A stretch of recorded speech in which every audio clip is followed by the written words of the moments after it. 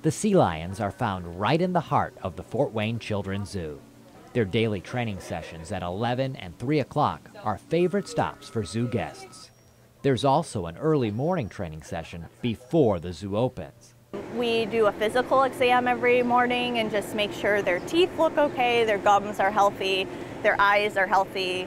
We do an overall body analysis and just make sure, if they have any new scrapes or cuts or anything like that, it's all documented.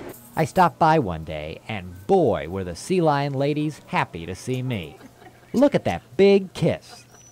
The sea lions also showed me that they can jump through hoops, do handstands, play catch, balance balls on their noses, and spin around and around. There are 88,000 gallons of water in the sea lion tank, and it takes a lot of work and testing to make sure the sea lions stay healthy. While the sea lions steal the show, zookeepers like Nikki Finch make it all possible, testing the water for safety multiple times each day. And behind the scenes, there are tanks with salt, sand, and chlorine to make the water just right for the sea lions. Plus, there's even a computerized water monitor to keep an eye on. If we weren't here adding the chemicals and if we weren't here doing the tests, a lot of the chemicals would get out of range, which actually would cause a lot of health problems for our sea lions. Sea lions are actually predispositioned to a lot of eye conditions especially, and our girls have really lucked out and not had a lot of eye conditions at all, but it's very typical for them to get cataracts and all sorts of other infections of the eye. Zookeeper Nikki showed me how the zoo tests the amount of chlorine in the tank.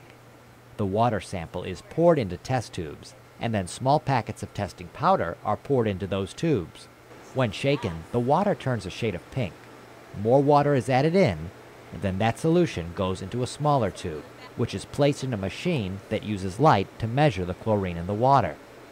Nikki records the value from the machine on one of many charts of measurements she has to take. Depending on what the chlorine value is, she may have to adjust the amount of chlorine in the tank, and the weather plays a factor. I mean, we have to think about how sunny it is outside because the sun's rays are actually going to help evaporate some of the chlorine.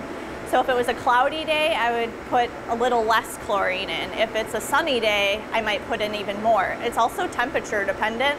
Chlorine tabs dissolve more slowly when it's cold and more quickly when it's hot.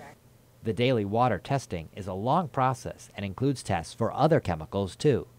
It's about 2 hours plus of my day every day is just spent on making sure, the otters and the sea lions and the alligators even. People don't realize that even the alligators have their own entire filtration system with UV sterilizers and charcoal filters, and so it's a lot to maintain.